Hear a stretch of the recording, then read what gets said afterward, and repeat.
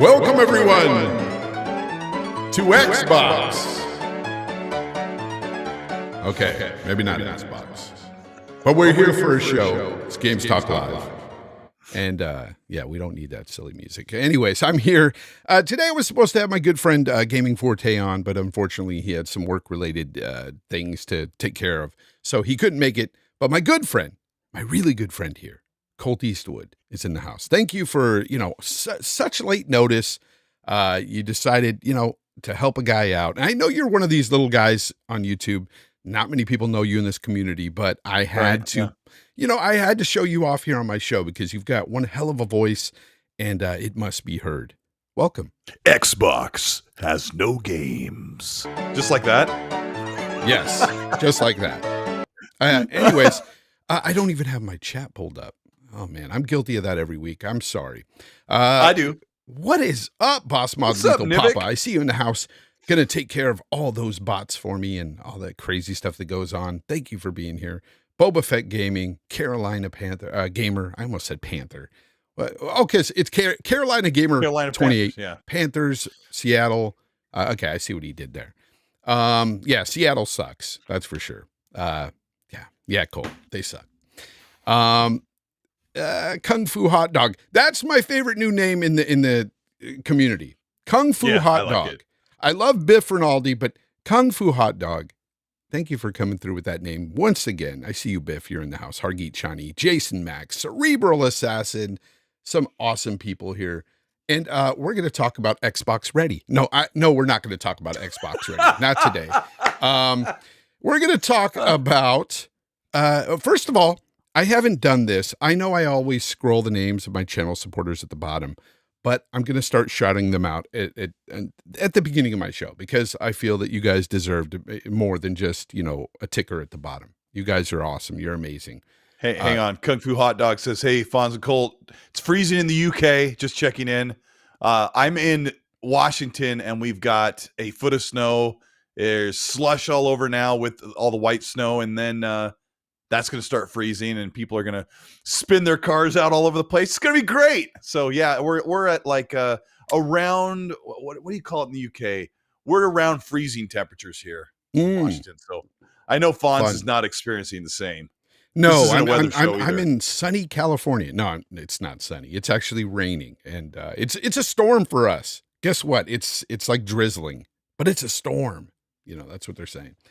Anyways, I want to shout out my supporters here because you guys are awesome. You drive me to do this podcast week in, week out. It's people like you and also the people that come here to watch every week.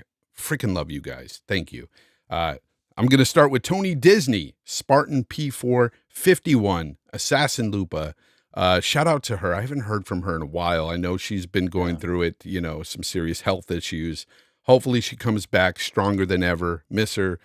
Great person to be in a party chat with as well. Awesome person, but appreciate you, Assassin. White Wolf, Mass Erect. Yes, Mass Erect. He's a supporter. The Ancient Gamer, B Martin 001, Radimus Cisco, Muppet 1169, Lord Starkiller, Smitty Smith, Dark CMF, Patrick, Hargeet Chani, Game on Daily. Thank you, Gaz and Asa. Topaz Girl 170. Boba Fett Gaming, Stormwalker 4, Delilah HD, Elk Dude, and Biff Rinaldi. Thank you very much. Appreciate you guys so much, man. You guys are awesome. Colt, let's talk about you, man. So you have, what you been up to lately? What have you been playing in the gaming space? What have you been playing? PlayStation, Xbox? You can't be playing your Xbox. There's nothing there. So, no, yeah, I'm just kidding. I'm kidding. Yeah, I know. I've been playing a little bit of God of War Ragnarok midway through the game. I've been playing Need for Speed Unbound, and I really like it, but there's a rubber banding and economy problem with that game, and I want to love it. Gosh dang, I'd love to talk to somebody who knows better than me.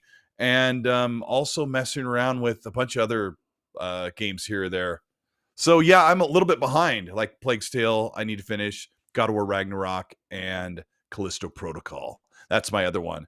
I can only play that like through, I go through like 5 or 6 checkpoints and I get really into it and then I'll die a couple times. I'm like, okay, I need to like just chill. Yeah, that's kind of what I do. Yeah, I'm playing Callisto as well, and I know it's a shorter game, 12, 14 hours, something like that. But for me, even it's one of those games that I like it. I like it. I don't love it, but I like it, and it's fun when I do play it. It's just that it feels like an old game. It feels like a 360 game with a nice coat of paint, and there's nothing bad with that. But I think I should be getting to the point where, like, the upgrades, you have to kill the enemies in place, stomp them and loot them so you can actually start spending the money to get upgrades in a good amount of time. I want to get to a point where if they throw 5 enemies at me, I'm like, oh, bring it on. But right now when they bring 5 enemies, I'm like, oh crap, I need to throw them all off a cliff because I don't know. I'll freak out, but it's a cool game. Yeah, it's cool. Hey, I should say, so we'll probably talk about the ABK thing later, and we've been talking about like ad nauseum, but like, you have to understand that Xbox fans, we don't really care about what happens with ABK, because if you're paying attention, almost every game from Activision and Blizzard will be multi-plat. I think there'll be very few exceptions where all of Activision studios are working on Call of Duty, right, Fonz? 10 years. Yeah. Multi-plat. Blizzard just put out Overwatch 2. They're not doing anything anytime soon. Diablo 4 is coming. That's multi-plat. And then the other one is a survival game. Maybe.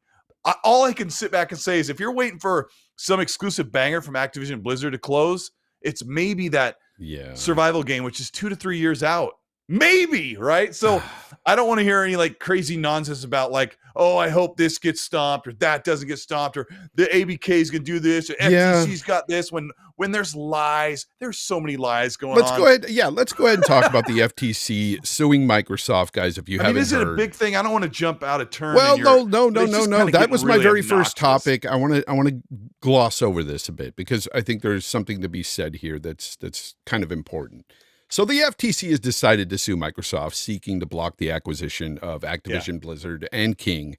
Now, they're alleging that the maker of Xbox would gain control of the top video game franchises like COD and, some of the other ones, Diablo 4, things like that, and they would harm competition with their subscription services. That's what they're basically saying, Colt. Yeah. And they would be denying or degrading, they say, rivals access to popular content. That's exactly what they're kind of saying here. And, one of the reasons the suit is filed is apparently because the FTC is claiming that Microsoft lied to the EU Regulatory Commission on what they did with Bethesda games. Regulators, mount up. Yeah. Anyways, that's such an inside joke. Nobody knows what the hell we're talking about. Regulators. You guys know what we're talking about here? You might have heard it. Regulators. Regulators. Zocker pronounced it that way several times the other day, and we can't get it out of our head. But go ahead. I'm sorry. But the regulators, they're saying that one of the reasons here is that Microsoft basically lied about the Bethesda, the ZeniMax deal, and what they did with those games. But the funny thing is, Colt, is the EU has responded to this just recently, and they've said that Microsoft did in fact not deceive the EU whatsoever. That this was, and this is the email statement they gave in response to this from the FTC, which now I'm wondering, what the hell is the lawsuit for anyway then? I mean, if this is one of the major points of contention. I mean, that's not the major point. It's a big FTC part went of into it. The lawsuit in bad faith. This is the one lie they're trying to point out, which it's not a lie. So it's kind of weird, man. Kind of weird. It is a really obnoxious thing that we have to deal with. And with this lawsuit, it could add another year or two to this whole thing, or it could be over by the summertime. And we're going to get into later in your show how Xbox needs to let the lawyers take care of the lawyering and let the PR and communications team take care of what is coming up now that Xbox is finally done with those contractual obligations. Building games for PlayStation. Yeah, I mean, it's just... it's an obnoxious discussion. It's just weird that, this is one of the biggest issues that the FTC is taking up here. And the EU... they're trying to make an example out of big tech. You literally... I'm not... we're both Gen Xers, and I'm not one to... Shout out to the Gen Xers. I will never make fun of a boomer, because that's something that young kids say. Like, but you literally have this generation, Fonz, people that are older than my parents or my parents' age, sitting in a government position going, we need to stop big tech, when big tech is about to come in and take over their jobs. There's robots are going to walk in and sit down at the seat of a judicial seat and like, and then we're here. Joking. Yeah. I just kind of make the joke because you've got these, I don't get political at all, but you've got these old people. That's so funny because there's a difference between there's a difference between some like my parents are not, they're not like fuddy-duddy about technology, but I know other people that are their same age that are really like staunch and like trying to fight the eventual AI that will take over and chew us up and turn our blood into fuel. It'll be great. Now, let's move into gaming. Well, let's talk about this real quick, though. We have to, because there's a couple of things I want to say about this whole thing with the FTC and stuff. Now, Gabe Newell, creator of, Valve and Steam, all that good stuff. He had come out talking about, because Microsoft had offered a 10-year deal for COD for both Steam and Nintendo and PlayStation, but PlayStation didn't comment.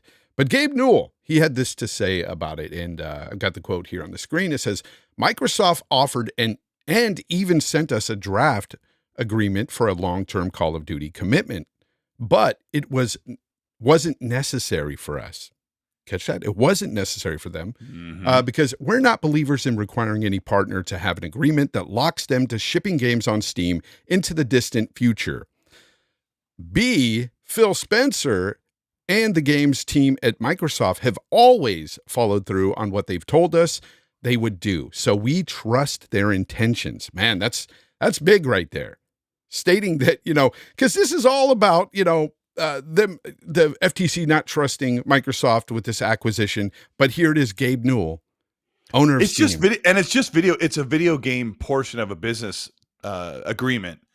And when Gabe says we trust Microsoft, he's like, they stand to make a bunch of money themselves and off of us, and Steam themselves stands to make a lot of money off of having Call of Duty on the platform, and Microsoft saying, hey, we'll keep this on here for 10 years. Like, hey, we'll let's all share in the wealth here, and let's get this thing approved. Nintendo also says they trust Microsoft because there's no malicious agreement here that's going on. And like I said at the beginning of the show, nothing's being held exclusive. Xbox guys don't have anything to lord over anybody else. This is a situation where they're trying to get the mobile foothold with King and with Activision and Blizzard, who are a major PC drive, especially Blizzard.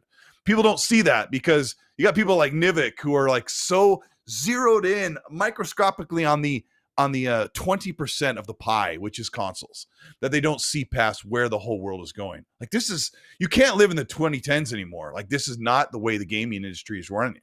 They're moving on bigger and better. Cross-generation or cross-platform and cross-play is becoming very standardized, right, Fonz? Where if you can load up a lot of multiplayer games, especially the big ones, and play with your friends. I was playing Fortnite with my daughter the other day for like 3 hours. She's on a PS4 because of the Epic account. And we were using cross-platform chat. Like this is the future. But there are exclusives. And we'll talk about the exclusive later in the show. But I made a point the other day on Twitter where I said, everybody seems to trust what Microsoft wants to do with this deal, except for PlayStation and Phil Spencer. I don't know if that's the next quote you want to read. I won't stop. Yes, actually, yeah. So Phil Spencer apparently isn't mincing any words regarding Sony's reaction to the offer, the 10-year offer. Here he says, from where we sit, it's clear they're spending, talking about Sony there, Sony is spending more time with the regulators, mount up, than they are with us to try and get this deal done. That's Phil Spencer. Phil Spencer is not playing around annoyed. Here. Which, Sounds annoyed. and he looked annoyed at the Gaming Awards, by the way, which we'll get into in a little bit. But man, did he look like he wasn't having a good time at first. But I mean, that's the same day that they dropped this lawsuit and everything. So I get it. Yeah, it's not a very good day. But I thought that when this came out and when I read this quote, that it was kind of a W for Xbox. Like, I like to see the gloves off, so to speak. I like competition, so yeah, this was good to see. But the suit came after this, and even after giving 10-year deals to all these companies with COD, you would think the FTC would have backed off, Colt. And then they didn't. Here's the thing, it's weird. Here's the thing, like everybody who's here listening to the show, and shout out to the people, hit the like button because Fonz puts on an awesome show. And Fonz, when you say that I'm doing your show, I feel like we're hanging out like in the studio together. Like we've been doing this for like so in long. Party chat. We talk like this all the time. Just it's like we're just hanging out together. So I really appreciate it. But hit like button because Fonz is awesome. Hit the like button. What was I gonna say? We all understand. We love Xbox. We love Xbox. Xbox is our Lord and Savior. No. What were you gonna say? Oh my gosh. Derailed. We all understand like the intricacies. We understand what is going on when you bring on Bethesda and ZeniMax, right? When they bought them, and Phil says, you have the quote, which you could probably hit a button if you still had it programmed in when he bought Bethesda. When he bought Bethesda. Oh yeah, I've got that too. This is about delivering great exclusive games for you that ship on platforms where Game Pass exists. What do you lie about? What do you lie about? So here's the thing, and like people in the chat are talking about how Phil lied and about Bethesda and ZeniMax. Phil said we're going to keep games on that already exist on platforms and legacy platforms. He says, and we all know what he's talking about when he says that, because we're like, all of us are here. If you're here watching a gaming podcast, you watch a lot of YouTube videos related to gaming, you are in the know. But a regulator is not in the know. When Phil says, have that on my thing. Regulators, mount up. When Phil says we want to keep legacy games on and we want to put new IPs exclusive, he says something like that. A regular has no idea what that means. They don't think about what exclusive and legacy and multi-platform. That's not in their wheelhouse. So when he says, look, here's Starfield's exclusive, he's like, well, wait, you said you were going to keep games on the platforms. Like, you didn't listen. Like, are your lawyers, are your people doing their homework? This is not what was discussed 2 years ago. So anybody who says Phil lied, I can't listen to him with a straight face. Like, I'm not even going to take a second to listen to them because they're not paying attention. They're not being genuine, and they don't know. They're not very knowledgeable. So, I mean, that could be a regular, or it could be a fanboy on Twitter. I hear it all the time. Regulator, sir. Yeah. Regulator. We got to start saying regulator. We got to do it. Because I love it. Shout out to you, Zocker. Shout out. So, that's what's going on with the lawsuit and everything. It sucks. It's going to be delaying this inevitable acquisition, but the delay is going to cause us to continue to look into this, talk about it, and just get bored to death with it. I'm pretty much like over it. I want them to either pass it or just not at this point. I just want to go on with my life, and I want Xbox to compete. Damn it. Let's talk about where I think Xbox dropped the ball first last week, because they had a few L's. $70 games is now a thing. I'm not here to speak on behalf of a multi-trillion-dollar corporation. I'm a consumer. I don't understand why people want to defend them so much when it comes to an unnecessary price hike, because bottom line, it is. These publishers, Colt, these publishers used to talk about microtransactions, DLCs, season passes, and this was the excuse for to mitigate the $60 price point. So they wouldn't have to, charge more for a game. But then all of a sudden, even though the microtransactions and those season passes are making so much more money today than they ever have before, it doesn't matter. They still want more. And even if you look at a big AAA game sold at $60, profits are still being made. And the talk, and I want to say this real quick, because the talk of inflation and all this stuff, yes, of course, that's a thing. That's actually been debunked several times. But it's been debunked because you can just look at the financial reports on what they make for these games, or you can look at just per game, what they're selling at and how much they're raking in for those games. It's a lot. It's a lot of money. As long as your game succeeds for the most part, as long as you're not Square Enix. And No. for the love of God, can they stop talking about the $80 cartridges from the Nintendo days? Like, right. First of all, it was the format that was expensive to work on. And then from there, you just didn't have that many gamers out there in the wild. Michael Pachter said on my show last week that he rounded up and said maybe they spend $3 to $5 on a pressed Blu-ray DVD and the case and the manual and the shipping and the retail spot. Like, it's not a lot of money. So the digital layout of games has saved a lot of money. So when you were looking at the 90s, when the most of the part of the console was built into that cartridge, those were not cheap. Yep. So I don't know what they cost to produce, but it was a big part of why the games cost money. And if you're saying a pressed DVD, which is dirt cheap, and a plastic case and a manual, well, they don't even put manuals in them anymore, Fonz. If that's $3, what was a cartridge in 2020 something amount of money, right? So if it was $10 or it was $15 for a cartridge in today's dollars, then that makes sense. That makes sense why the games were more expensive. So it's been debunked. But here's one thing that Xbox did that I can at least commend their dirty, vile price, absolutely unnecessary price hike of games. The only reason why they price hiked $70 is because all the other big competing publishers were doing the same and have been doing so for 2 years. The one good thing that I can give Microsoft is that they looked at the situation and said, look, everything is cross-platform right now. So why raise the price? Why don't we wait? And of course, it's dirty business practice. Why don't we wait until we're next year in 2023 with Starfield and Redfall and Forza, blah, blah, blah, all these games that are fully next generation. Clean break, new generation, new price, while PlayStation was charging more for the upgrade and then had to back out on it. I still don't give them an excuse for that. Yeah, I mean, we could run down a list of reasons why these games didn't need a price hike, and of course, that's more gamers today. They price hiked because they were just leaving money on the table. I mean, that was there for them, and you and I are so against that because I don't care about their wallets. Exactly. The money doesn't go to the developers; it goes to the publishers. It goes to Xbox, and it goes to the studio publishing teams. It goes into their wallets. They don't turn around and automatically raise their hourly rate or their salary by a certain amount, depending on how much money they're making or how much they charge. Yeah. But again, there's more gamers today. There's digital sales. There's less retail space to pay. There's microtransactions, DLCs, season passes. All this stuff, is just, good singing there, Colt.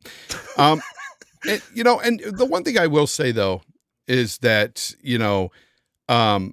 most people are going digital nowadays as well. That's another big thing. 70 to 80%. Yeah, it's almost 80% already, which is huge because a couple of years back, the prediction was about 70-something%, but I think it's beyond that. It's beyond what they predicted. It's pretty much cemented, at plus 70%. And I think that's pretty crazy, because myself, even 5 years ago, Colt, I was not looking to go digital at all. I was all physical. I was all about that physical. I have to own this game, and now it's like you own a coaster because you put it in your console and it's basically like a DRM disc almost. It like unlocks the game for you and you still got to download it, at least day one patches. That's going to be a big thing. I was wrong in past. I said the games didn't fit on the disc, but they're high storage dual layer DVDs. Or Blu-rays, which I looked at the regular dual layer Blu-ray. Imagine if you're like 40 gigs, but I think it's like 80 gigs or something in these discs. In the game disc, you buy them. So I know it's a rare case, but imagine if you're, an avid gamer, but you don't have a stable internet connection and you buy physical games. You are up shit's creek, man. You are not able to, buy most of these games these days because they're coming out broken or buggy on day one and you need to download patches. And if you don't have access to that, you've got a broken game. Like, man, it's insane. It's insane. Shout out to you, Risk It. I see you in the chat. He said, "What's up? I'm working, so I can't be in the chat so much, but loving the show, Fonz." Yeah, risk Take it. a really I'm long sure bathroom break. Risk it. Yeah, really long smoke drag. That's what one of our buddies used to do. His boss was a real pain in the butt, so he said I'd take really long bathroom breaks to watch YouTube videos. Yeah, we had a guy like that too. He'd be driving a tractor and he'd come down and he'd be like, "Hey, I need to take a break." He'd have some guy take over for him for a while, and he'd be gone for like a half an hour. I'm like, "What's he doing in the bathroom for half an hour?" I don't want to know. I'm checking out a Randall Thor Activision Blizzard video. Yeah, no, he's sitting in there watching Randall the Xbox 2. It's 4 hours now, apparently. 4.5 hours. 4.5 hours. Pure goodness. Nice. Elk Dude says, "Is it me or does Fonz look younger by the day?" He does. No, I don't. He does beautiful skin. Very soft and supple. No, not at all. So the $70 thing was an L. What was the other L? That was that was one not of the a good week. And then it was Xbox. the lawsuit was a big one. They took an L with that thing. But the other one though, Colt, it's a pretty major one, and it's a big point of contention. We're going to get into that right now. Well, first, let me take care of some of these super chats because I don't want to let these go by. I had one from Kung Fu Hot Dog, $5 from the UK. Thank you very much. He says, "Gents, I played 40K Space Marine from 2011 for the first time, and it's fun. Glad it's getting a sequel next year, along with Remnant from the Ashes 2. That's right. Remnant from the Ashes 2, they showed that off at the Game Awards. And honestly, I liked Remnant. I played a bit of that. I didn't beat it because it handed my ass to me at one point, and I was playing alone. And you can co-op that game, by the way. But I was playing alone, and I just stopped playing it in favor of something else. But it was a good game. It's not like I wouldn't go back and play it. So, but no, I can't wait for that 40K Space Marines 2 as well. That looks really good. And Biff Rinaldi, thank you very much, man. 2 guys with 2 super cool names. He's got the $2 super chat here. This says, "VR will be great, Colt, when we're all robots." Just saying. I think he was alluding to you anyway. So yeah, when we're all robots, VR will be cool. Yeah. But no. I can sum up my VR plan in one sentence. When I can play all of my games in VR, then I'm there. Yeah. I've got one here from Spinal 11. What's up, Mark? I see you out there from the Just Gaming podcast with Ian. He says, "Sorry, Fonz, your favorite game got snubbed. Maybe the Horizon remake will win an award." Oh, man. Yeah. Oh, you saying that Horizon's your favorite? Horizon Forbidden West. Yeah, this man is trying Horizon to get Forbidden Awards, you mean? This man tried to get me canceled on Twitter. He said that I was just against female protagonists. No, he was kidding. He knows that's not true. But no, that was pretty funny. But you did like Batgirl. Batgirl, yeah. No, I didn't hate her. She was all right. It's just okay. I felt the other characters were just more fun to play. Their combat was better. In Gotham Knights, that's what we're referring to, guys. Risk It for the Biscuit. Thank you for the Australian $3 here. I know that's a lot more money than than it is here. Converted, that's like $130. I know. Their stuff is so expensive there when you put a dollar number next to it. Yeah, like for consoles and games. So I appreciate anything that Australians send my way because they're amazing people. Love them. Yeah. You know what? Awesome. I've befriended more Australians in this community than anything, it seems like. Every time I get in a party chat, it's like, "G'day, mate," you know, or calling me a cunt. Yeah, shout out to Ashtray in the chat too. Good friend of ours. What did Risk It say? But he says, "I will, though, say hit that like button, people. Hit that like button." Yeah. Thank you for that. Like looking over his shoulder, checking his boss while he types that. Hit that like button. Dorian Gray says something pretty interesting in the chat. He said he loved the fact that As Dusk Falls got more awards than Horizon Forgotten West. My man. Forgotten. But you know what? As Dusk Falls deserved the awards they won. That game was really good. Again, it's one of those games you watch more than you play. The story was so compelling. I really loved what they did with that. I wasn't planning on playing that game at all. I didn't care for it. Like when I first saw it, and I tried it, and I was like, wow, I really do like this. This is really cool, you know, the story. And I played it twice, so it deserved it. Horizon Forgotten West, or Forbidden West, sorry. I'm not going to sully the name. because it's such Horizon a high quality Forbidden Awards. It's such a high quality game. It is. I'm going to praise it for some things. The graphics are so good. Yeah. The gameplay is really solid and smooth and fluid.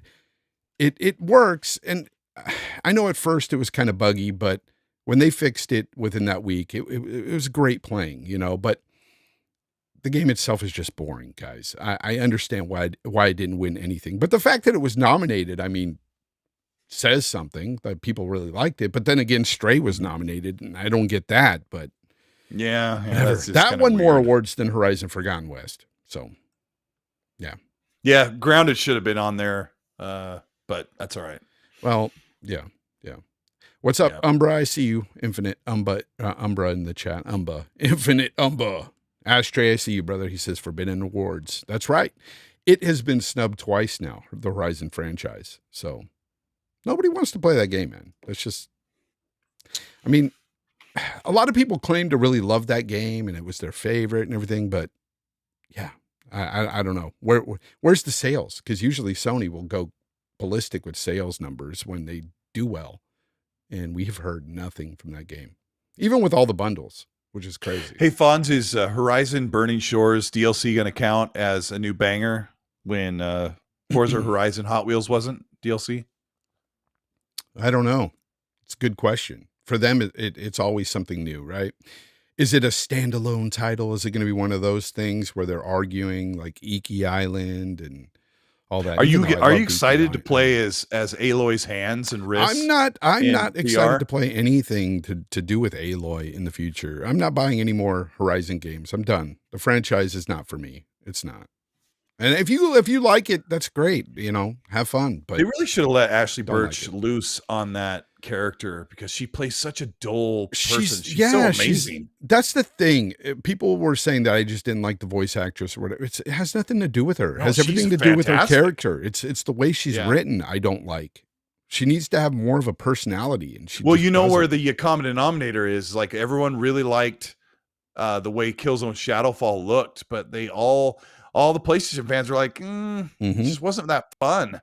So Guerrilla is really talented. They just need to bring on somebody to do some writing for them. Of course, Xbox could also use some great writing too. Like, you need to have something that's like really punchy and really exciting. Yeah. And we're still getting out across generation. Well, let's go ahead and talk about the Game Awards 2022 and what happened and all that stuff. It was an okay show to me. I gave it a C only because most of the things we did see, we've already either saw before or knew about.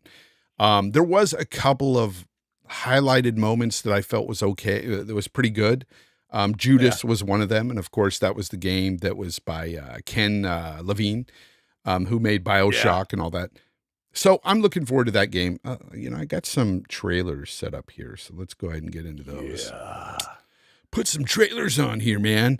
And I like RDX, how Ken Levine's just like, hey, it's not BioShock, but it's BioShock. And this is that game Judas on the screen now. I started with that, and this is just going to be trailers back to back here while we talk about the show. But RDX Son of Fett with the super chat, he says, new Crime Boss game looks pretty awesome.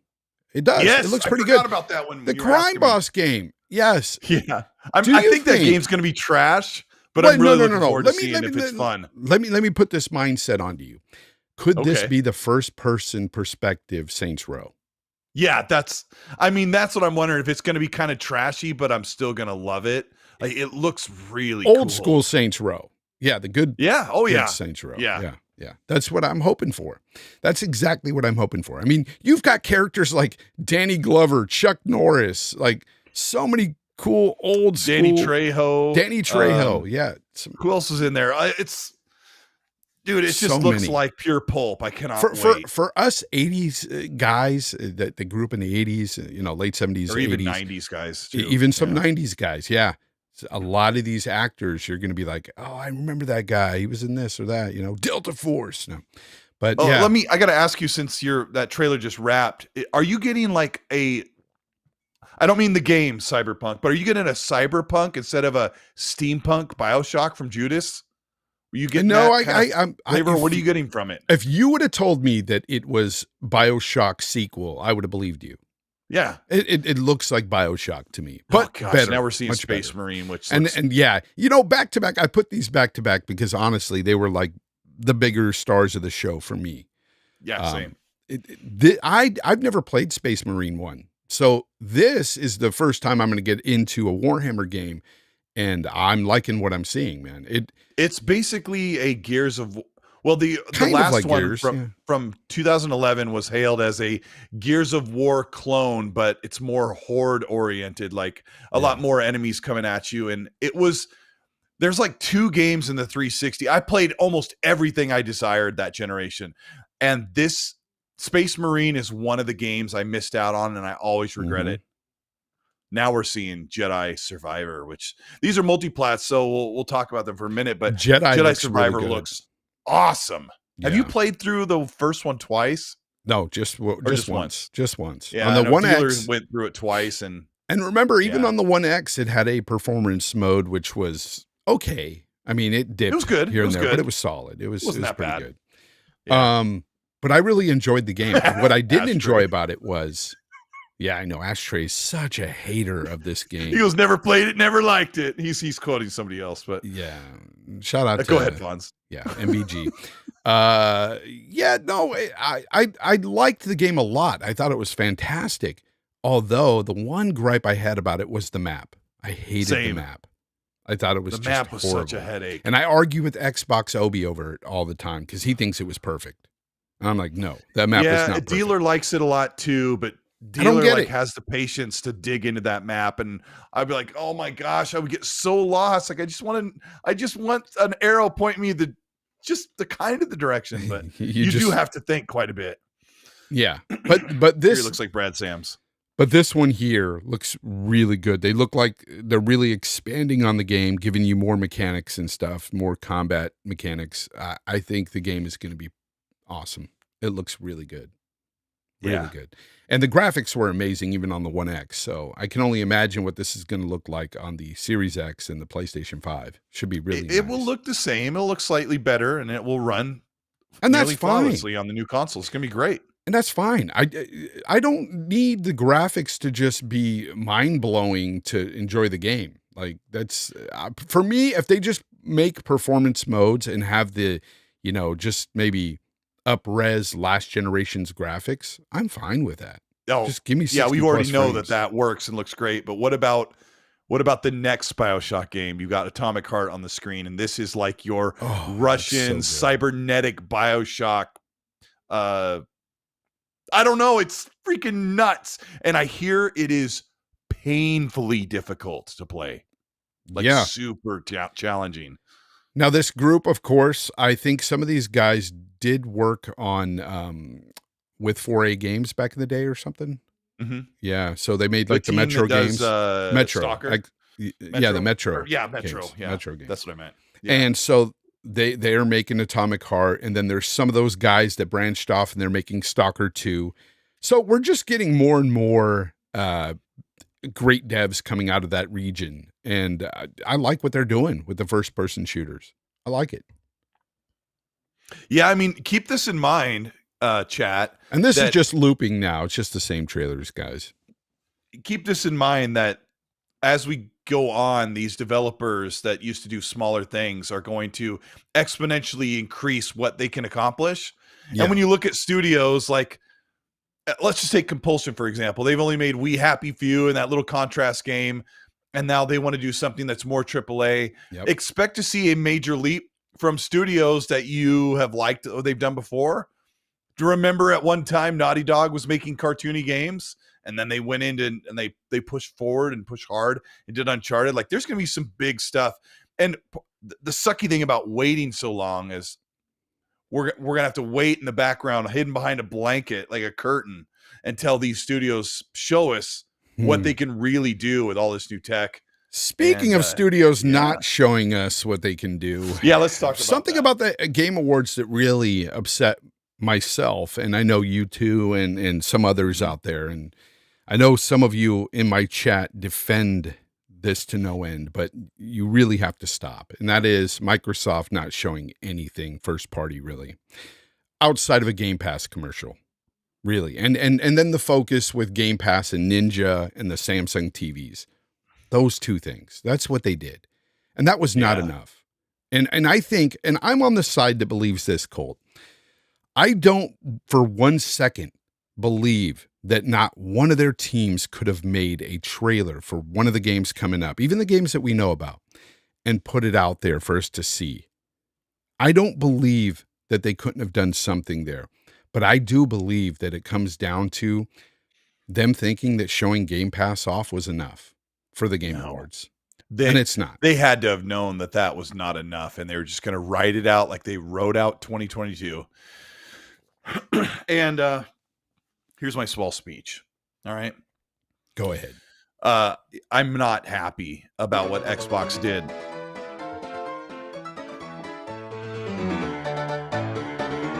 I that was the music to accompany your speech. No, I'm just kidding. Go ahead, Colt. Go ahead. Because it goes perfectly with this. It does. Trust me. It does go perfectly with what I'm about to say. Go ahead. I mean, keep in mind, in the middle of the year, they delayed 2 of their major games. They silently delayed Forza Motorsport. So they did those games. Yeah, I think so. That's my opinion. I think they silently delayed it and asked for more time. So. Yeah, because wasn't it supposed to be out in February or March? Yeah, I think it was 2022. It'd been and then they 5 years or something since the Forza Motorsport game has come out. They were due. Now they're taking 6 years. Yeah, it was. I mean, you can't consider it a delay. But listen, my point is, Xbox did nothing to mitigate. No games, no AAA games. That was too late for them to buy anything for Game Pass, so they just said, let's ride it out. Then they got to the Game Awards, and if Xbox planned on doing a January XO23 event, and they're waiting to tell us, it is not that difficult to market your brand properly, where you say, look, we don't have anything big to show at the VGAs, but we have something we want to announce in a couple of weeks. Stand by. We can't wait to talk more about it. Instead, and don't make fun of my standby thing. I'll kill you. Instead, stand by. I shouldn't say that. Stand by. Stand by. Stand by. Instead, they damage controlled. They saw the huge outrage the evening of the Game Awards, and Aaron Greenberg said, hey, I know we didn't have anything to show, but, and of course he follows the advice that I just said before. He's like, then he said, we have more to show soon. Hear ye. We have more to show soon. Okay, cut it. That's what he said. Okay. I understand that when we're watching the Game Awards, it was too late to let people know, hey, we don't have anything. Don't expect anything big. Okay, that ship had sailed. Yeah. But in the evening, while the outrage is going, you've got your PR people, your communications people, your marketing team, all there with Aaron saying, hey, we got to mitigate this problem. Let's give them a tease about this thing we're planning for January. He said, we can't wait to share more soon. It's like, no. The answer, if you really had an event for you market January, that event 2023, you announce it right then, that evening of the Game Awards. When they were dealing with the outrage, Aaron should have said, we have an event showcase, or we have a small event showcase in the beginning of 2023. We can't wait to share more. But instead he said, we have more to talk about soon or whatever. And which, by the way, he said, bro, he said that before. We have more to show soon. Yeah. After shows where they didn't show much. He's said that in the past. People, I forgot who it was. So of course it was a Sony guy, but he cut out all the quotes from Aaron the past few years saying the same thing. And there was nothing to show for it. Even after that had happened, Aaron said those words, but nothing came about it. So my problem here, Colt, is I'm with you 100%. But again, I feel like they have 20 to 30 or whatever it is games in production right now. And you're telling me not one could have been showed off. I don't believe that at all. And some people out there are spewing this thing about the FTC. Oh, it's because the FTC is suing them and they don't want to show what they've got coming and all this stuff. And I'm like, do you realize the FTC has lawyers that get paid to know exactly what's coming? They know all these games that are announced. They know their worth. Nothing about showing avowed gameplay is going to stop the FTC from either suing or not. That's not the issue here. I don't get why people are just making excuse after excuse year after year for them. Look, Xbox, please, if anybody's listening from Xbox, this is not a hate train, but this is just seriously the marketing. Something has to be done there. You guys need to do better because the marketing has been abysmal for years. And I'm sorry, the Game Pass stuff is cool. You're being more transparent these days is awesome for the consumer. I applaud that. But your marketing for the games has been terrible. Terrible. I think Microsoft has been used to not having to market their products. Because they're used to not having games, Colt? Is that what you're saying? No, Microsoft. Okay, no, go ahead. Microsoft. For 40 years, Microsoft has been the leading edge leader in most of their products. And Windows sells itself. Office sells itself.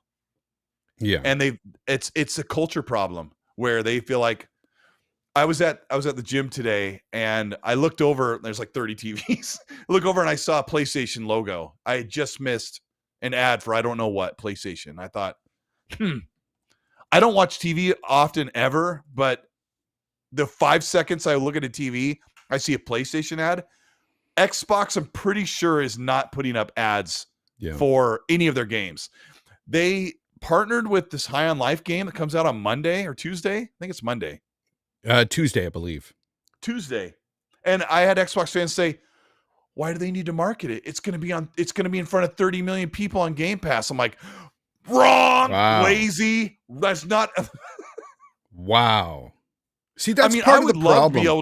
I would love to be able to build a video on YouTube and put out a commercial on TV. Like if I had that kind of marketing arm or that kind of money, I would love to have some place where I could spend money and say, hey, take 8 minutes and watch my video and then get a return on investment for that. But I don't get to do that. Microsoft has a bottomless pit of money where they could say, look, let's get people excited about Redfall, Starfield, Minecraft Legends, Forza Motorsport, and what's one more that's coming? Oh, Ara Stories Untold or whatever it's called. Let's build a hype trailer, go to those studios, get 1 minute to 30 seconds of brand new, never seen before footage from them. Tell them, look, you have 3 weeks to grab something from your game that we haven't seen before, we haven't shown in other videos. Yep. Get it submitted to us. Our editor will sit down and make the video in 6 hours and we'll release it on TV. But they're not doing that. And I think the other problem with the culture of Microsoft is, I'm going to speak out of turn. This is really bad. I think Matt Booty, this is really bad. I shouldn't say this. I think Matt Booty wants to crack some skulls because he's a doer and he has done big things in his career. I think he wants to crack skulls, but the culture at Microsoft is not allowing their people to go over there, crack skulls, smack knuckles with a ruler, or I'm totally over exaggerating. Like my dad used to grab me by the back of the neck and pinch. Go up there and clean your room. Like I would love for Matt Booty to go to the studios and say, look, we need a minute of brand new raw gameplay. And I know that not everything's ready, but talk to the team. 1 minute of either an environmental fly through that you're really proud of and you're confident in. I need one of those submitted in 2 weeks. Thank you. What do you have ready? And if they're like, well, we're not ready. And then Microsoft's like, come on, Matt, we don't want to put pressure on the artists and they can't create. It's like, this is a cutthroat business in the entertainment business where there will be some crunch. There will be some pressure. There is serious pressure on creation. And I am an artist and a creator. When I am under pressure, I can create. I can create in and out of pressure. So I think that they should be allowed. This is a speech that needs to happen. Matt Booty should be able to go to his students and say, look, we need proof of life on these games. Record this if anybody's listening. This is exactly what I'm saying as well. Like, Colt, I'm with you 100%. This needs to be said.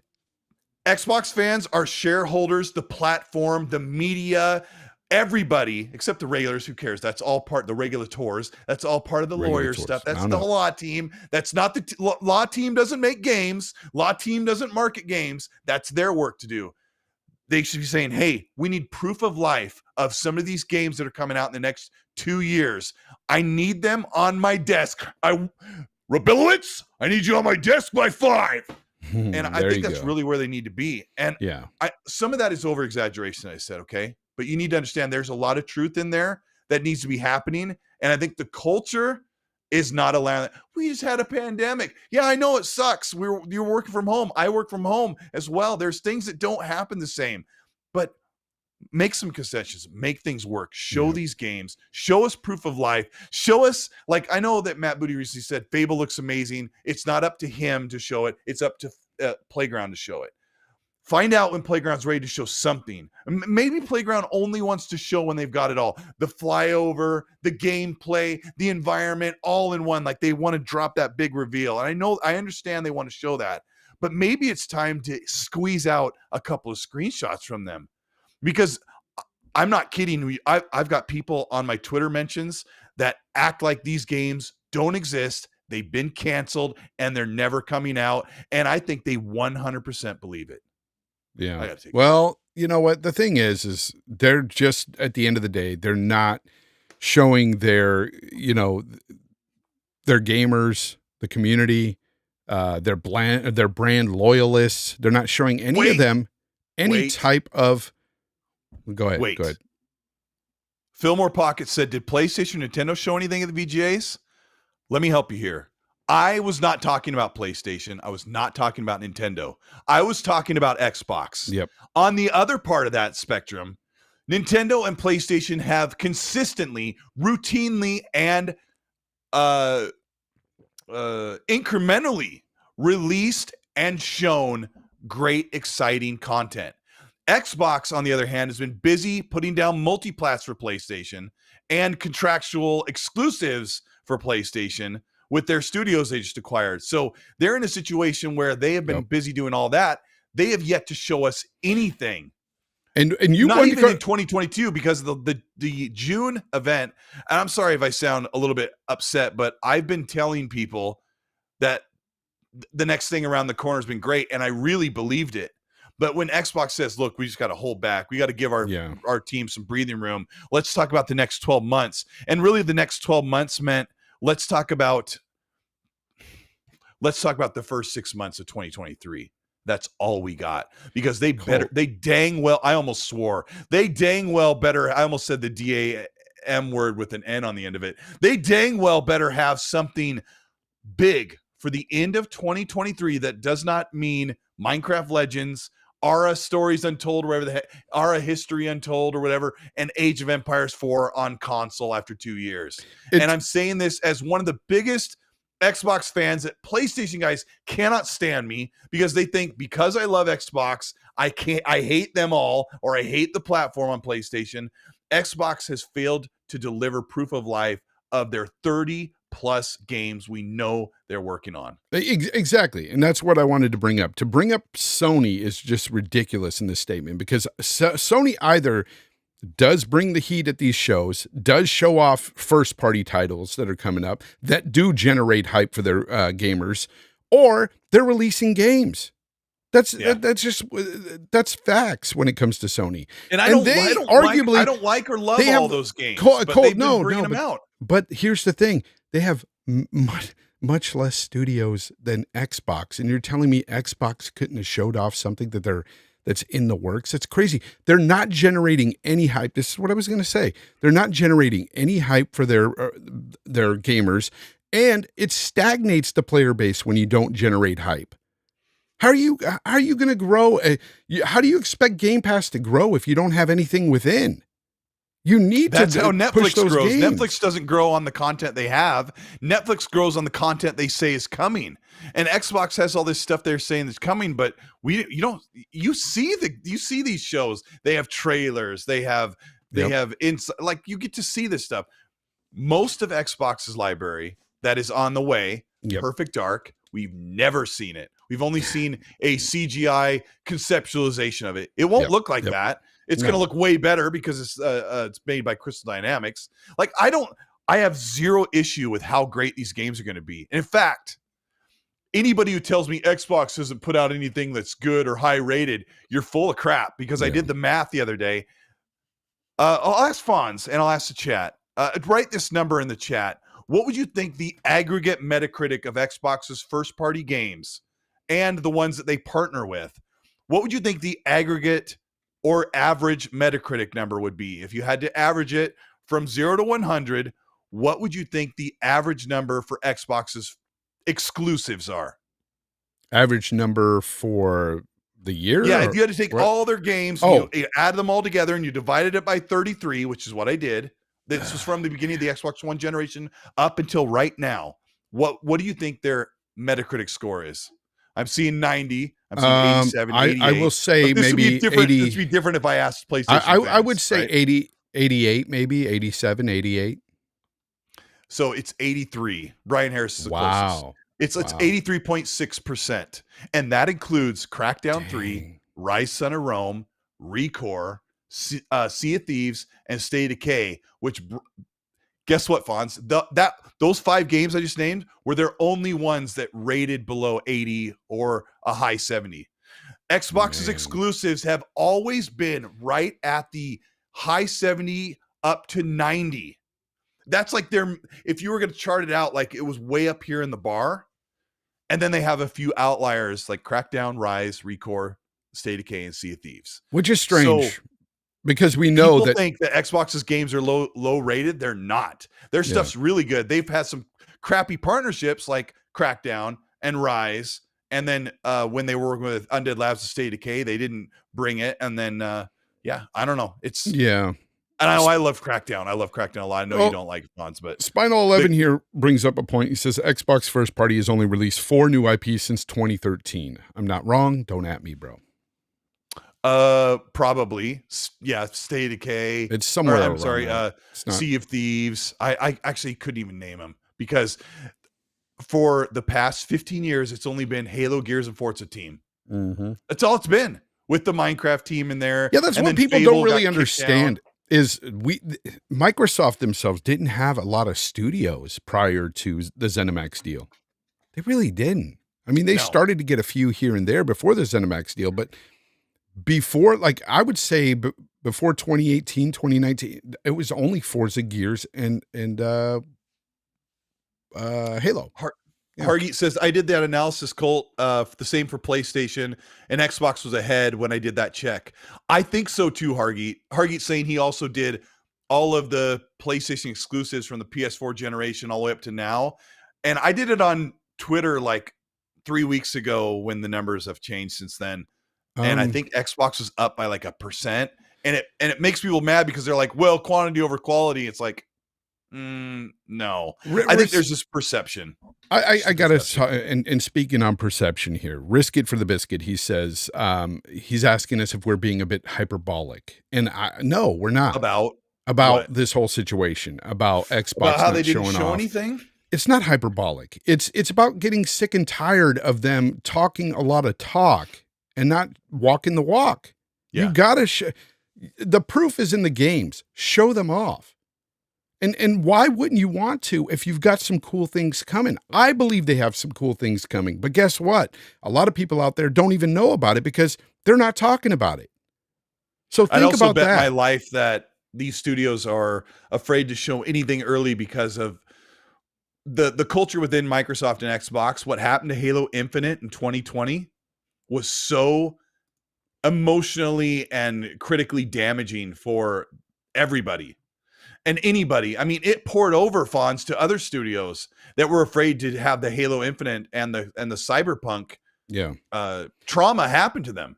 And it's when we dealt with it for over a year where developers wouldn't show their games until they absolutely had to. But that's the thing. You and I fell for it. We were like, yeah, but let me get something straight here, because I don't want people to twist our words in any way, shape, or form.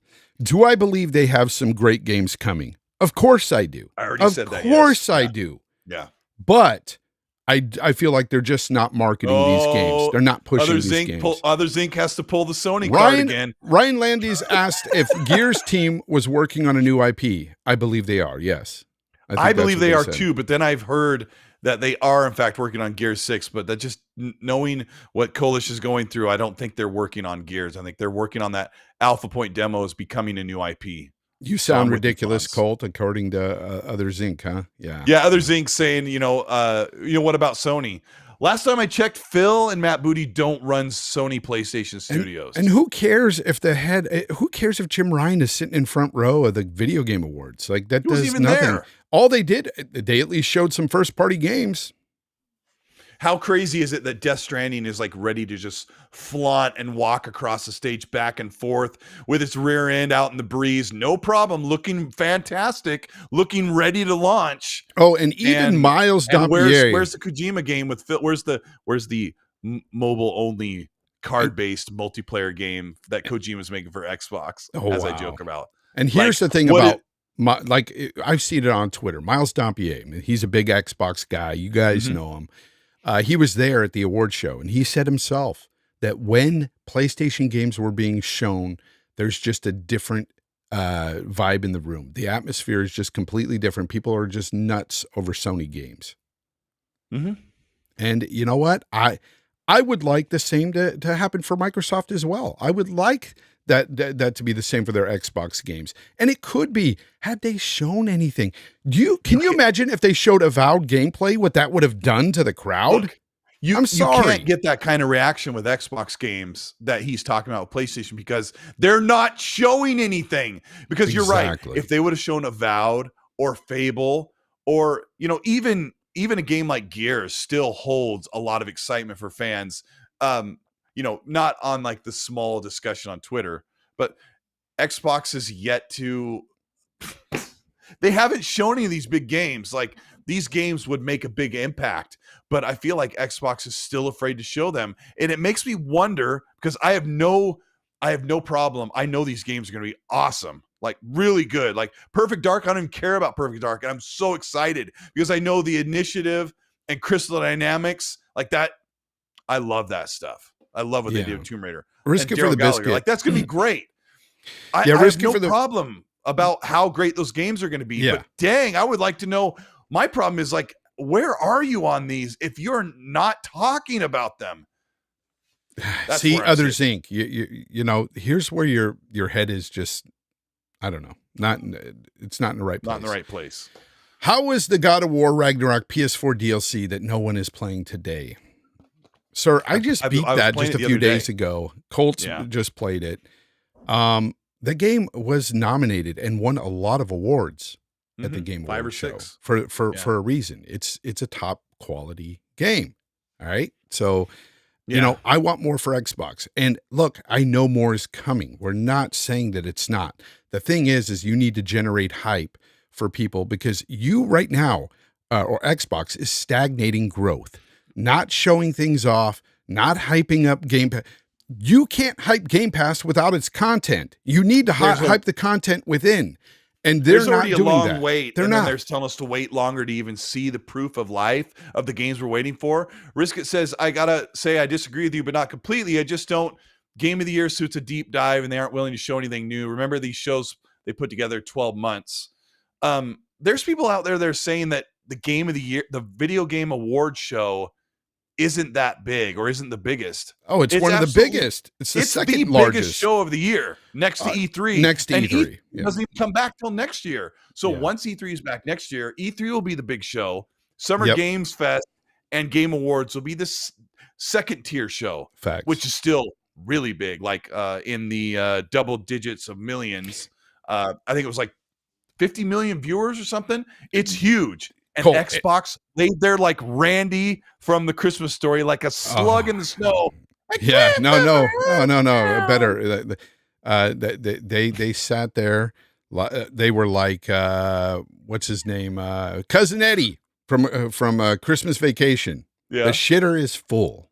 Yeah. Because it's full of shit. No, they didn't show anything. And here's the thing: they knew full well, Fonz, that they were obligated to have some sort of presence outside of Party Animals, a Unity game that you'll laugh your butt off when you play it. But and freaking Ninja, why are they working with Ninja again? But Ninja helped them bomb Mixer. Why did they work with Ninja again on a? Hey, you don't even need an Xbox. Wow, what a message.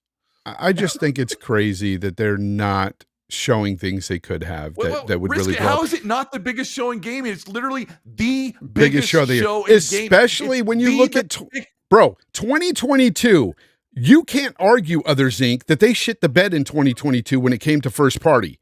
They didn't have anything to really bring out in 2022. I love Risk. That's not even the argument. I'm just what is the bigger show than the Video Game Awards this year? So here's the problem. Here's the problem. Show? So Xbox, we can all agree, didn't do that well, especially when it came to first party in 2022. So what do you do to make up for that? You show some big gameplay, some wow moment for something, at least one game, just one more thing shown in 2022 at the biggest show of 2022, and you would have had people going, wow, I cannot wait to play that.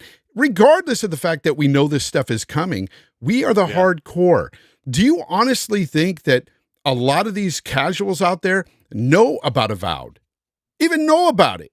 No, they probably don't. You got to read Hargeet's Super. Can I read it? Yeah, go ahead. First, let me get this one out of the way. Risk it for the biscuit. Thank you very much, bro. He says, one thing's for sure, it's a great time for $70 games. No, it's not.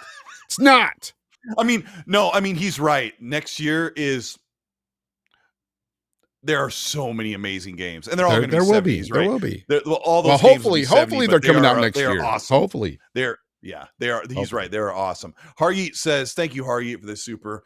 He says the Game Awards by viewership is substantially bigger, near 90 million viewers than any other entertainment show. It dwarfs the Oscars with 15 million.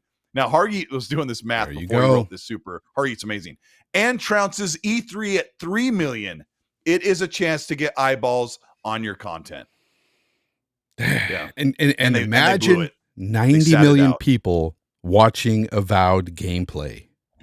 Fonz, this is from a studio. This is the thing. Obsidian is highly regarded by many gamers out there. People love Obsidian and their RPGs. And to show some Avowed gameplay would have went miles for Xbox. Would have went Gamescom so long. is not bigger and E3 does not exist. Who wrote this? Hold on. I can't even find it. Oh, Others Inc. Others Inc. E3 does not exist until next year, and Gamescom is not bigger than the Game Awards. And I'll tell you what, Fonz, it's not that hard to market your products. If they this is why I'm having a hard time believing they have an EXO in January, because it's not that difficult. Hargeet just showed you it's the biggest event of the year. You grab one piece out of that EXO 23 show that is coming in 1 month, and you say, look, you don't just lay there. Let's grab one thing from the EXO 23 that we plan, stick it into the Game Awards, have it up on the screen in front of everybody, and then we'll have our show next month. You get your cake and you eat it too. And they laid there incompetent and didn't show us proof of life of what's going on. And it's just ridiculous. The Forza Motorsport Twitter team who refuses to put up one mother freaking pixel of Forza Motorsport, the new game that's not in their trailer. They've been sharing screenshots from 2017's Forza Motorsport for years. All the way up yesterday, you can probably look. They're sharing screenshots from Forza Motorsport 7. And I said, hey, you know what would really generate a lot of excitement is a screenshot from your new upcoming game. And they're like, yeah, we'll let you know when we do that. I'm like, what are you doing? Like, put a car on the tarmac, get the sun in the right shot. I can get the picture for you in 3 minutes. Just give me a build to the game and watch you get freaking 500,000 likes on that thing and generate massive buzz. Why generate buzz? 30 million people are going to get it in Game Pass. Lazy marketing. Yeah, you know what? You're 100% Ryan Landis. He says, I can't believe you guys are getting pushback for wanting Xbox to show more. Why wouldn't you want that? Exactly. I'm trying not to be grumpy. And no, it's not about. I've always got a smile on my face. I've got plenty of stuff that I'm enjoying. I'm super excited about these games. I don't hate Xbox. I don't hate what they've got coming in the pipeline. They've got some amazing games. I know I'm going to love to play. Starfield, day one, Avowed, day one. Can we see some more? That's all I'm saying. That's all me and Colt are saying. Can we see some stuff? Reverse World says a Fable trailer would have buried Death Stranding 2 into obscurity. Well, maybe not into obscurity, but it would have buried it. It would have been the showstopper for sure. For sure. Yeah. And if you're defending Xbox and saying they don't need to, you're not doing anybody any favors. First of all, Xbox doesn't care that you're damage controlling. Second of all, you're not helping them understand what their fans want, because I've heard Phil and Aaron say multiple times that we're always watching and seeing what people are asking for. And that's why the last showcase was all gameplay, because they didn't want to show people CGI trailers. They told their teams only gameplay. That's the requirement. And I'm just saying, hey, a little more of that. And I can understand if a game's not ready, like you should be pushing on your team. Well, we don't have gameplay ready that, what isn't bulletproof. Somebody could zoom in and we're going to get an outfall. I can understand that. How about a flyover for 20 seconds of a beautiful part of a location in your world? Can you guys do that? Oh yeah, I think we can do that. All right, let's do that. We'll get you hooked up with some music and it'll make it great. Like, this is how I would be marking these games. And I feel like there's we don't want to put too much pressure on the teams because, and then I don't know. Maybe I'm just being calloused. No. I mean, look, I don't want to sound too negative, but I'm tired of the excuses. I'm tired of, we've got more to show later. Wait till E3, wait till Gamescom, wait till this, wait till that. Why is it always wait? Why isn't it never in your face at the biggest show, right then? Like, it's always wait till later, guys. And you guys regurgitate that same phrase. Oh, wait, guys. Aaron says that it's coming. It's coming. When? He should have said when. Yeah. He blew it. He should have said when. That's all we're saying. It's not like it's not all doom and gloom. We know games are coming. We just want them to hype this stuff up because we want to see it as gamers. We want to see this stuff. I'm excited to see what Avowed looks like personally.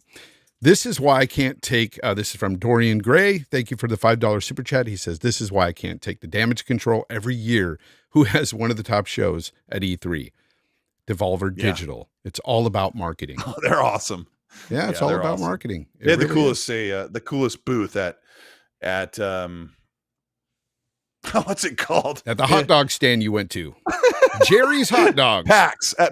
I was at PAX. Yeah. They had the coolest booth. They were awesome. Risk it for the biscuit. Thank you very much for the Australian $189, $8 for US.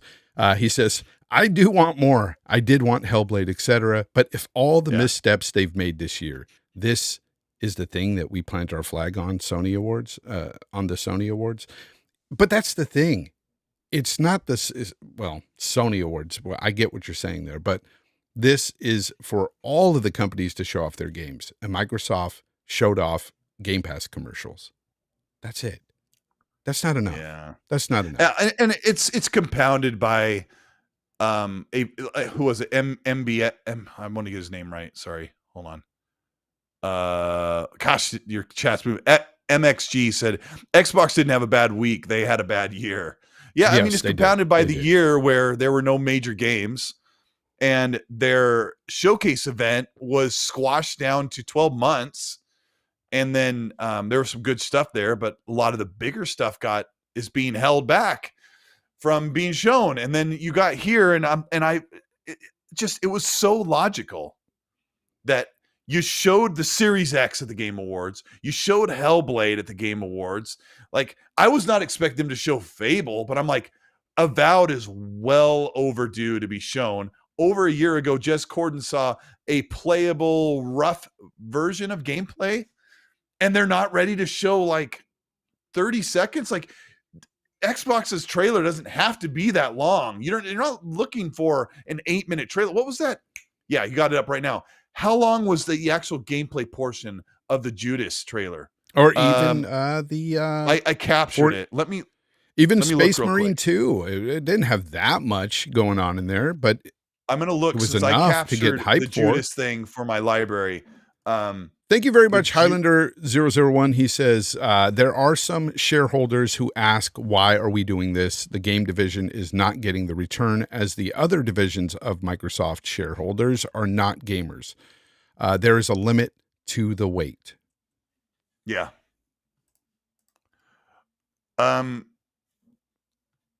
This is barely a minute and 20 seconds long, this Judas trailer you showed. Yeah. Of the actual gameplay after you get past the logos and stuff. So you're about a minute, a little over a minute, and that's all you have to do. Like, people are going crazy, and that's burned into their memory. And you can't get, 60 seconds of Avowed footage ready for the Game Awards. I mean, maybe the Obsidian was like, we're so crammed for time that we can get it by January, but not by December. Then I can understand that. But like, what happened where Xbox like, well, nothing was ready, so we're a no-show. Maybe that's what happened. And we'll never know, right? We'll never know that. But I two or can't three things subscribe to that. But they were like not quite ready yet. Yeah, I can't subscribe to that though, because I feel like that it's impossible that almost 30 games in production and they have not one that they could show, even one that is coming out in early, or supposedly anyway, coming next year, this coming year, in a few months. Others Inc. said, why didn't they show Wolverine then? Like, because they've already stated that's not coming out until 2025 at the earliest. 2025. Like, did you just make fun of us and prove that you think all of Xbox's biggest games are coming out in 2025? Is that what you think? And besides, Sony doesn't have as many studios as Xbox and Avowed are coming out 2024 at this point. But yeah, all these people were talking about how many games Xbox was going to have in 2023. I don't see all of these games coming out in 2023. I think they're going to hold off a lot, which is another mistake in my opinion, because I feel there is light at the end of the tunnel. Fonz. Here's the thing though, Colt, this is what I was going to say. I feel like they should have at least one big first party game every quarter. So that's 4. Yeah, that's what they promised. Yeah. So, but I think they also include things like Atomic Heart and Stalker, games that they don't own that are. Yeah, they can include. Pass. Yes, they can include that. They can include big multiplayer games as well that are exclusive to Game Pass, or not exclusive, but being in the service. That's huge. That's huge. But they do need big first party games. They do. They need that to come out next year. And if they're only going to come out with Redfall and Starfield, that's an L. Yeah, that's an L. Others Inc. Insomniac doesn't need to show Spider-Man 2 quite yet because we already know what the game is. Same Manhattan. You're going to be able to play as Miles Morales and Peter Parker back and forth, or however that's going to work. We already know exactly what to expect from Spider-Man 2. It'll be much like God of War. And we already got, wait a minute, but we got a bunch of like CGI stuff and things. Yeah, for we Spider-Man did last 2. year or the year before, but I don't know what Avowed's going to look and feel like. And I was going to tweet this out the other day. I have no idea, other than my smart imagination. Like I've been around long enough to where I can guess. Well, we did see that image that was leaked, and so you can get an idea. Okay, I have no idea what Avowed looks like in gameplay. I have no idea what Perfect Dark or Fable. Other than like Perfect Dark and Fable, stuff, not right? at all. Not at all. I have no idea what these games are going to look and feel like, other than assumptions and speculation. There's more games I could talk about that we have no idea because they have not shown proof of life for them. Now, and that can be a problem. But Xbox has said, and they told me, our MO is to show gameplay the year of the release of the game. Or the 12 months up to the release of the game. Okay, so what would that be besides Starfield and Redfall, which they've already shown? So are we stuck with those for a year? I think, Fonz, that I was going to say light at the end of the tunnels. ABK is on hold, ABK's been the duration's been extended, probably, or maybe it'll close at the end of the year. Whatever. Oh, okay. Who cares, right? What I'm saying is, one of the plans was to make Call of Duty a major focal point for the holiday release schedule for Xbox with Game Pass. And if that's no longer viable, Microsoft needs to start right now figuring out what is going to replace their plan A. And I've heard that they do have a plan B to have a big release for the holiday, since Call of Duty is not going to be included in that. So we need to see Hellblade come out in the holiday of 2023. And I also heard that Xbox is going to push one of their big games into 2024 to make room for Call of Duty being on Game Pass for the first time. So I am the Xbox fan who says, I hope this deal closes. I hope this deal cancels. I hope this deal's over and done with. I hope, like, what I just want a conclusion. Yeah. I want a conclusion because I already get all of Activision and Blizzard's games. They're already totally available to me because I play on Xbox. So I don't have to worry about that. Yeah, the only win for us would be Game Pass. And that's why I would like it to go through. I want to see stuff going into Game Pass. And also, this would light a fire under Sony's butt to do more over there. So that's another reason. So for competition's sake, it's a great thing as a gamer. That's why I want to see it pass. But on the other side, I just want to see this deal go away. Just because I want a conclusion like you. I'm tired of talking about it too. I'm done. Because I'm not an investor. I'm not an attorney. Yep. I'm not a corporate lawyer. I don't care. And I have nothing to gain as an Xbox fan or Xbox consumer with Activision and Blizzard. Other than them saying, yeah. Let me get this chat. Hargi Chani, thank you very much. $10 super chat here. He says, I understand why they didn't show anything, and I believe it's about the optics with the regulators, which is, I disagree with you so much. And I'm saying regulators on purpose now because of Zocker, regulators, Zocker. Anyways, he believes it's because of the regulators, but this was a major opportunity to show Starfield. It's a new IP. It needs the exposure. Xbox exclusive. Now, they showed a lot of Starfield at the E3 show earlier in the year. But you're right. 12 minutes. I said the same thing. I said the same thing. I said they could have made a bigger spectacle of Starfield. They could have put a bigger, slice of gameplay there. That's what they could have focused on. They could have even done just show you part of a mission that you're going through and what you're doing. That would have been really cool. People would have loved that. And that would have generated hype for Starfield, the brand, everything. So yeah, but as for the FTC, I spoke on this earlier, Hargeet. The FTC has lawyers and everything that know the worth of these games and stuff. They don't give a crap if they're going to show off gameplay for Starfield. They already know it's coming and they know it's worth. So there's no reason why they couldn't have shown it off. So I don't know. Somebody said something. Okay, it was Wilfrey Rosario in the chat. He said that this is what they have coming next year, Colt. This is what he feels is going to be in Game Pass: Starfield, Redfall, Atomic Heart, Forza, and the Ninja game. That Ninja game from Team Wulong Ninja. Fantasy, Wolong or whatever. Yeah. So those are the four. What? That's for what part of the year? I don't know, but he said those are the four, and I'm like, there's more than that. I get it, but there's got to be more than that, because to me, again, first party. That's where it speaks volumes to me on the state of Xbox and everything. I want to see more going on with all these studios. Hopefully they have more than just Starfield and Redfall for next year. I really hope they have more than that. I mean, like I said, they have that Ara History Untold, which is a Civilization copycat. They have Age of Empires 4, 2 years later, finally coming to console port. Wow. What else do they have? I don't know, but shout out to Sean Labrie. Legends. Sean Minecraft Labrie's Legends, in the chat. which Minecraft Dungeons was not very good. I know people loved it, but yikes. Like that should have been huge. That game should have been massive, and I just didn't love it. Yep. Right? You probably feel the same way. Nothing against Minecraft. Like, I can understand the wonder and the Minecraft's amazing. Yeah. Cerebral Assassin, thank you very much for the $2. He says the Fonz and Colt show is fire. I'm impressed. It's always fire when Colt's here. Always have a good time because it's just us. You're getting us raw, and this is how we are when we talk in party chats. We do. We rant. We laugh. We make fun of Zocker. Zocker makes fun of us. We have a great time. Yeah. It's a good time. Reverse World with a $5 super chat says Xbox isn't even taking advantage of an honestly repetitive Sony lineup. There's an opening the size of a truck for a new game to flourish.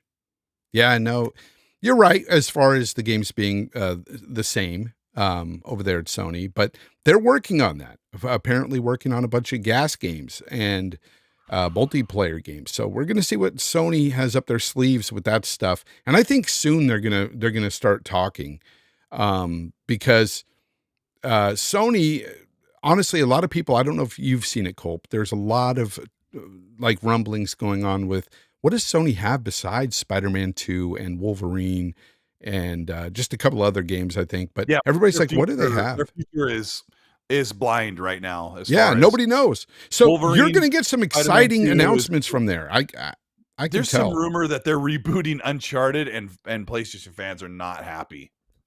Oh God. Yeah, that would not be good. Risk it for the I don't biscuit. know if you're looking at a new Nathan Drake, not voiced by Nolan North, but that's not going to fly. Yeah. Risk it for the biscuit. It'll be great, I'm sure. With the $342 super chat from Australia, but in our dollars, it's $3. What about Atari? They didn't show anything. Yeah, no, Atari didn't show. God damn, Atari. How dare you? Mm-hmm. I wanted to say you were talking earlier, but shout out to Sean Labrie, the great artist in the chat. Awesome. He's amazing. Yeah, he's amazing. Noof Nukem. What's up, brother? He says, as an Xbox fan, I'm just tired of waiting and empty promises. If you don't wiggle the worm, fish don't come. Missed opportunity to hype 2023. Yeah. 100 well said. And wiggle the worm, dang it. No worms were wiggled. Instead, we had rolling of the eyes from Phil Spencer. He was not happy about that Party Animals being their exclusive showing. I mean, I can't lie. They did actually show up at the Video Game Awards with a Party Animals exclusive reveal. You know, that was exclusive to Xbox and PC. Highlander 001 again, or 001. Don't know how you want to say that. But do you think if the acquisition does not go through, will some heads roll at Microsoft? What happens at Activision if the deal falls through? Okay, well, what happens at Microsoft is they lose out on like $3 billion, don't they? Mm-hmm. Yeah. Yeah. So that's and then a lot of people are going to be mad. Activision will be pissed. They want to be bought by Microsoft. Think about this. Satya will be really mad because Satya believes that they're going to get this deal. Brad Smith, Phil Spencer, they all believe this deal is going to go through. I think it will. They are annoyed with what's going on. And they'll be forced to do what everybody else wants them to do, is buy smaller studios. But let me say this, Cole, I have to say this though. So if the deal doesn't go through, the scary part that you guys should all be worried about is the fact that they could be picked up by somebody else like Tencent. Who, Activision? Oh yeah. I mean, that's what they were trying. That's why they when Activision asked, hey, what do you want to buy us? We're for sale. Microsoft was like, we got to get them before Amazon, Google, or Tencent jump in and get them. Yep. Yeah. Yep. But I think it'll go through. I really do. I do too. Through. I mean, the FTC just kind of janked themselves there. They went in with bad faith. They went under believing something that was completely falsified or wasn't translated properly. And now they're going to have to pay the price. And it's going to upset the judge or whoever is overlooking this. And they're going to say, you came into this on the pretense that they lied about exclusivity when it was all plain and written in plain speak there for you. And who cares? Like, this Xbox just wants that foothold with PC and mobile, and they want to continue to provide content for Game Pass. The thing that really bothers me is people like, they need to build their own studios. They need to organically make their own thing. They can't make their own new IP. It's like, what are you doing? Like, why do you talk like this? What makes you think that PlayStation is the only entity on the planet that creates things organically from their own hands. You sit here and you cheer on your favorite teams that pick and draft from colleges all over. They don't raise these guys up from Little League and bring them up and nurture them, feed them with a baby bottle. This isn't how businesses run. Businesses build and they cultivate and they hire, they acquire. This is how you build up a massive studio, because what I thought they were grown organically in like some kind of lab. It is such a lie, because half of PlayStation studios have been bought and paid for. Yep. They grab, and then even all of your organic studios, Naughty Dog's organic. They built the studio, Sony Santa Monica, all that talent was bought and drafted and hired from all kinds of other different companies. But that's the word. That's the word right there. That's how talent. It works. Talent. And that is where it starts, is the talented developers. Yes. Yes. They bought some talented developers that created some amazing things. This has nothing to do with Jim Ryan or Phil Spencer. They're not in the lab cooking these games with the developers, okay? They're not doing anything of the sort. These developers are creating these amazing experiences. They get the credit for this stuff. Not Sony, not Microsoft. It's the freaking developers. And sometimes one of your favorite games is like the brainchild of one person.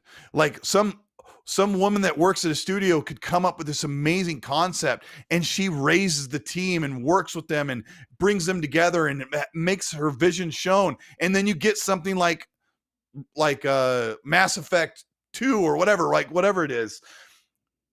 This whole notion that Microsoft has no identity because they just buy their way into the industry. It's like, you're not paying attention. This is literally how all of your favorite products are created. Your favorite car, like you could have a favorite car, your dream car is the brainchild of one person who brought in the best of the best from all over to work and make that a reality. And who cares? You buy it and you enjoy it. Xbox's MO right now is to get as many great games on Game Pass, whether they own those studios or not, or own those products or not. They want as many great games. They want as many people playing on Game Pass, and they want people to buy the console. They want people to play on Xbox Live. They want all that stuff. And this organic nonsense about how PlayStation cultivates the cultivation of the cultivating. Shut up. You know, it's funny. They'll tell you that, they've worked with these studios before that they've acquired. They've made plenty of exclusive games for their studios. Sure. Yeah. But again, the developers made those games, okay? Regardless if they were exclusive to your platform or what. Mostly the developers made those Fonz. games, okay? Like, Sony had nothing to do with it. Housemarque, well, I mean, that had something to do with it, obviously. Housemarque is fantastic. In what way? I've been a big fan of them. In what way? Money? Funding? Yeah, of course. Like, okay. Well, they cultivated that's fine. Housemarque, but they're not building these experiences. They're not even thinking up these experiences. That's my whole point. Like, it's talent that does this. So what does funding do? Essentially, what is Microsoft doing? Funding the talent. They want to buy the talent. It's the same shit. Sorry, but it is. Hargeet Chani. And the Activision Blizzard thing is not about buying up as many publishers or getting a big publisher to bolster up Game Pass. And they've been very clear. Well, they haven't been very clear, but we know that it is all about a PC foothold, which they've sucked at for decades. They want that PC foothold with Blizzard, and they want that mobile foothold so they can start building games and get them rolled out onto mobile in a big way, the way that King has done with Candy Crush and their other IPs. I don't even know what else King makes, but they are salivating for that opportunity to create stuff that has nothing to do with our big arguments and the stuff that we talked about. Hargeet Chani with $10 super chat. Thank you very much. He says, I'll point out that the CMA and FTC both copy and pasted what Sony told them. Everything Xbox has done and said has been weaponized by Sony with the regulators. Regulators, mount up. Microsoft is going to be very reserved. See, I still don't think so. And I think that is a fat L if they remain reserved, not showing their games. To me, it makes no sense. It really doesn't. Yeah, you remember when everybody said this new BioShock 4 game was exclusive to PlayStation? Do you remember those talks? Oh, and it became Judas, and it's on everything. It says right there at the end. It's on everything. Yeah, it's crazy. That's the norm. And like Tencent and Embracer Group can buy up everything, but like relax. Those games are everywhere. Embracer Groups and Tencent Games they're not exclusive to some piece of plastic. The only one who's really doing that is PlayStation. You talk to the audience real quick. I want to see if I can pull up something. Somebody's requesting something. Can I read a super that popped up? Yeah, go ahead. Mike K28 says, when Sony started consoles before most of these gamers were born, which was 1995, I think 1994, they brought Final Fantasy off of Nintendo. They kept EA and Namco games off of Sega and played dirty from the beginning. And he's absolutely right. There is a whole documentary. Why can't I get that word? There's a documentary. Regulators. There's a whole documentary. Jesus. About how PlayStation bought their way to victory. And right now, what they're doing, fighting the regulators, somebody's going to think that's actually how we pronounce it, Fonz. What they're doing right now is they have one thing in mind. Oh, you got that sound clip? Okay, hold on for that. PlayStation has one intent in mind fighting this Activision Blizzard deal. Right, Hargeet? The one thing that they want to do is bury Xbox. I guarantee you, I'll take that all the way to the bank, that PlayStation doesn't care about anything. They don't care how they look. They don't care if it's hypocritical to say about exclusive or not exclusive. The only thing they want to do is bury Xbox and make people realize that you have to play on PlayStation and that Xbox is not relevant in the space whatsoever. That's been their MO, their entire business venture. Hey, the Andrew 13 wants to know, can we get a Warren G regulators mount up? Let's hear it. Well, I can do you one better. I can give you one that was made by none other than Zocker 87. The steal, if you know what I mean, earn your keep. Regulators. Mount up. He says it so nerdy. He's like, regulators. Was that him talking on RDX last week? You know what I mean, earn your keep. Regulators. Mount up. It was a clear. All right, I'm demonetized now, but you know what? That was worth it. No, you can play a couple seconds of music. Yeah. So, oh my gosh. Yeah, there you go, the Andrew. There you go. I hope that was worth it. Colt having a stroke. I hate so much when I get like locked on a rail of saying a word wrong, and then I can't I just cannot get off the track. Documentary. I was doing a promo on my channel, and I can't even remember what the word was, but I said it like 19 times over and over. I kept recording. I'm like, I can't say this word. Risk it for the biscuit with the $562 Australian dollar super chat, $8 here in the US, says, what if the deal had closed a week ago? Diablo 4, etc. would become first party. Exactly. That conversation would have been amazing. You're right. What would have been exclusive? He said still not good enough. No, that would have been awesome. Oh, Diablo 4. Yeah, Diablo 4 would have been awesome because I was hoping that the deal would have gone through because I wanted Diablo 4. It'd be on Game Pass. It might have been. No, Diablo 4 might be exclusive. Let's say for the sake of argument, Colt, it was exclusive. Let's just say. Okay, that's let's big. Pretend. That's awesome. Yeah. But that regardless, would be huge, but regardless, no way. Diablo 4 and Game Pass alone is what I wanted. That would have been amazing to have in Game Pass. If Diablo 4 was further out from the closing, maybe. Where's GoldenEye, they say. Where's GoldenEye, Colt? What happened to GoldenEye? Who cares? What happened to the game that you're all going to play for about 3 minutes? And then, and turn it off because the controls are ass. I mean, they've updated the controls, but you're like, oh yeah, 96 was a good year, I suppose. Sorry. Yeah. No. I loved GoldenEye back in the day, but damn, trying that game again with the old controls anyway, it was horrible. I was like, man, can't believe I love this, but I loved it back in the day. Banjo, that's all we knew. Banjo. That's what Sean LeBrie says. Sean LeBrie so much right now. Yeah, Sean LeBrie, you're an asshat. Banjo, no. 6 more months, Sean LeBrie, until we go to E3. 6 months. I had to count it on my hands if anybody's watching, on my fingers. 6 months till E3, and I need to lose the dad bod, bro. But yeah, we're gonna do it. Ryan Landy says English is out of the window tonight. Please say fragile from A Christmas Story.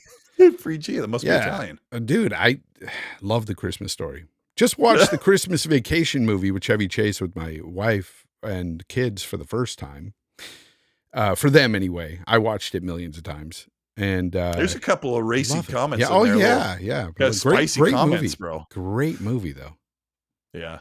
Love that one. One of my favorites. Anyways, Colt, that's about all the topic I got enough for today. Honestly, it was a great time, though. Really good. Really fun. As usual, you and I, when we get together, we always have fun here. And it never amazes me at all because I know when Colt's coming on, it's going to be fun. And let me get that clip pulled up because I want to play Regular Tours one more time on our way out. Because I've heard it like 30 times. It never makes you stop laughing. Yeah. But anyways, guys, thank you very much for showing up today. Everybody that was in the chat, thank you. I see you, Royal Boyle. I see you, 78. Thank you very much for showing up today. Boba Fett Gaming. Sebastian Ludendowski says, how many exclusives is Xbox? Lewandowski says, how many exclusives is Xbox getting for $80 billion? From Activision Blizzard, I think maybe just one. In the near future, I think just one. And I don't think Xbox cares. I think the play is Game Pass. That's going to be their license to print money for a while. Yeah. They're going to make a ton of money off of everybody for Call of Duty, Diablo, Overwatch. They're going to rake in a bunch of profits from that, and they're going to pour other money into other games that are being made. Yeah. So, just write it off. And Sean, of course, to your question, am I going to try to meet you guys at E3? Of course. Yes, definitely. I'm going to try to meet as many people as I can. Hopefully, hit the like button if you want to hear the Regular Tours. Hit the like button, people. And on the way out, of course, we will get Zocker87's latest hit, Regular Tours, Mount Up. As we get out of here, but no, tell everybody where they can find you first, Colt. It's Colt Eastwood, one word. It's where you can find me at Twitter and YouTube. And it's almost Christmas break, so I don't know what I'm doing on my channel. I don't have anything in the works. And that last week was a real doozy. Real doozy. I mean, I don't like to make videos, ranting about stuff. I've been doing all of my ranting on shows and on Twitter. But like some of this stuff is passing issues that'll go away. So, but yeah, looking forward to doing my show tomorrow. Okay. So it was really nice to have you on today and to showcase your skills and everything. I think you'll do very well here on YouTube and wherever else. You're really good at this. So, no, XNC with Gaz, of course, everybody knows Gaz, great guy, funny guy. Brilliant guy. Fortunately, they all know him, yeah. Very smart. He just doesn't show it all the time. Toilet humor and stuff sometimes gets to people, but very smart guy. Talk to him behind the scenes. I love talking to Gaz. Really good friend. He's good. So XNC tomorrow night, 8 p.m. Eastern time, guys. Check that out on Colt Eastwood's channel. And until next time, folks, I just want you to Regulator. Right? Regulator. Let's hear it. Gotta be handy with the steel, if you know what I mean. Earn your keep. Regulators. Mount up. It was a clear black night.